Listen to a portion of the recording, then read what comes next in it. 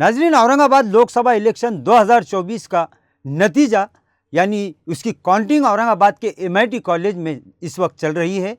पूरे शहर, पूरे ज़िला और पूरे मराठवाड़ा के साथ साथ पूरे महाराष्ट्र की नज़र औरंगाबाद लोकसभा सीट पर लगी हुई है, क्योंकि जिस तरह से जोश और पब्लिक के अंदर जो उम्मीद जताई जा रही है कि वो इम्तियाज़ जलील फिर दोबारा औरंगाबाद के खासदार बन सकते हैं, लेकिन जैसे जैसे इलेक्ट्रॉनिक मशीनें खुल रही है और जैसे जैसे वोटों की गिनती करने के बाद उसका ऐलान किया जा रहा है, इस रिज़ल्ट ने पूरे ज़िले की आवाम को गोया चौंका दिया है। क्योंकि इस वक्त महायुति के उम्मीदवार संदीपान भुमरे अभी भी तमाम उम्मीदवारों से सबकत हासिल किए हुए हैं। वो लगातार 4 राउंड तक तो पीछे रहे, लेकिन 5वें राउंड से वो लगातार इम्तियाज़ जलील, चंद्रकांत खैरे और तमामी उम्मीदवारों को पछाड़ते दिखाई दे रहे हैं।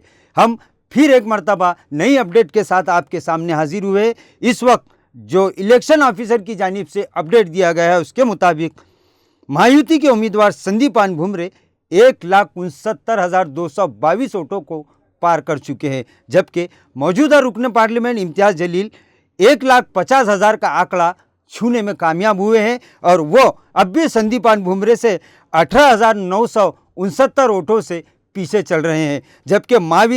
जबकि महाविकास आघाड़ी के उम्मीदवार चंद्रकांत खैरे अब 1 लाख का हिस्सा पार कर चुके हैं। इस वक्त वो 1,07,254 वोटों को छू चुके हैं। इसी तरह वंचित बहुजन अघाड़ी के उम्मीदवार अफसर खान ने इस बार सबको चौंका दिया है और उन्होंने तकरीबन 20,613 वोट हासिल कर लिए हैं। इसी तरह आज़ाद उम्मीदवार हर्षवर्धन जाधव, जो गुज़िश्ता चुनाव में किंग मेकर बने थे, 2,83,000 वोट लेकर उन्होंने चंद्रकांत खैरे की शिकस्त में अहम रोल अदा किया था और इम्तियाज़ जलील को MP बनाने में जो सबसे बड़ा रोल अदा किया था हर्षवर्धन जाधव और दलित वोटों ने, यहाँ पर समीकरण पूरी तरह से बदलता दिखाई दे रहा है। हर्षवर्धन जाधव इस वक्त 12,752 वोटों को पार कर चुके हैं। नाजरीन, संदीपान भुमरे लगातार लीड बनाए हुए हैं, वो अघाड़ी पर है और शहर को और पूरे ज़िला को ये उम्मीद थी कि चंद्रकांत खैरे और इम्तियाज़ जलील में सख्त मुकाबला रहेगा, लेकिन जैसे जैसे नतीजा जाहिर हो रहा है,